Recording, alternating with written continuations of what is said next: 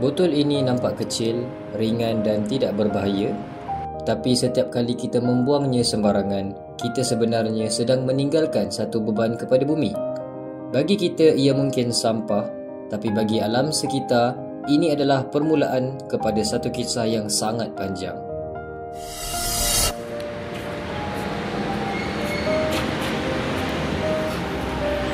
Tapi masih belum terlambat. Kalau satu botol dikitar semula, kita boleh jimatkan tenaga yang cukup untuk menyalakan satu mentol selama 3 jam.